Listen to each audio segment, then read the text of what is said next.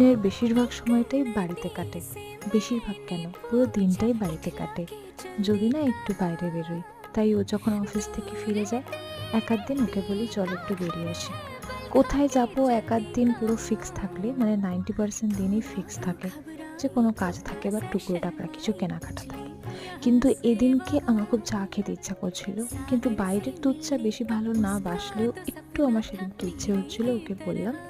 ও তাই বেরোলো আমায় নিয়ে। দুধ চা তো খেলাম, সাথে ওর একটু খিদেও পেয়েছিল, তাই আরসালান থেকে খেলাম একটা চিকেন রোল, দুজনে হাফ হাফ করে। তারপরে চিকেন রোলের পরে একটু তো কিছু রিফ্রেশিং খেতে ইচ্ছা লাগে, তাই খেলাম একটু কোকা কোলা। এই টুকরো টুকরো মুহূর্তগুলোই কিন্তু বেশ অনেকটা সঙ্গী থাকে, বেশ অনেক দিনের জন্য।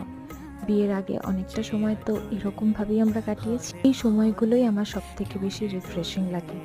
তাই বিয়ের পরেই বা এই জিনিসটার অন্য